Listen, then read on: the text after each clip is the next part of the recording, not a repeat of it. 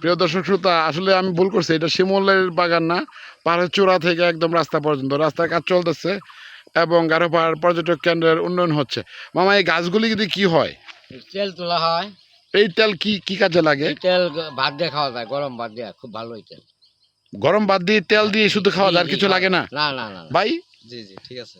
আর কিছুই লাগে না? না। না ওটা আচ্ছা, আপনারা এখানে নতুন পর্যটন কেন্দ্র হচ্ছে নালতাবাড়ি জোরে, নালতাবাড়ির স্থানীয় ছেলে হিসেবে, আমরা মানুষ হিসেবে আসলে আমরা আল্লাহ তাআলার কাছে অনেক মেহেরবান যে আমাদের পানি হাতারা আছে, আমাদের মদরিলা আছে, আমাদের নাগগাঁও স্থলবন্দর আছে, আমাদের তারানি বৈশাখী আছে, আমাদের বড়মারি মিশন আছে। এখন নতুন একটি গারো পাহাড় পর্যটন কেন্দ্র হচ্ছে, ভিতরে আমি ঢুকিনি, আসলে হাতির উপর ভয় পাই। তো কি এই বিষয়ে আপনাদের কিছু বলবেন? আপনারা আনন্দিত?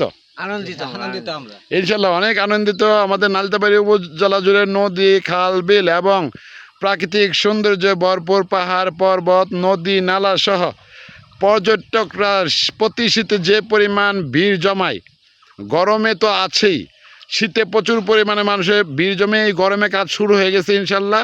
আগামী শীতে সবার এই শিরপুর জেলার অধীনে নালতাবাড়ি উপজেলা এই নতুন গারো পাহাড় পর্যটন কেন্দ্রে সবার দাওয়াত রইল ইনশাল্লাহ। আসসালামু আলাইকুম, সবাই আসবেন কিন্তু। ভালো থাকবেন সবাই ইনশাআল্লাহ। ইনশাল্লাহ। আসসালামু আলাইকুম মামা।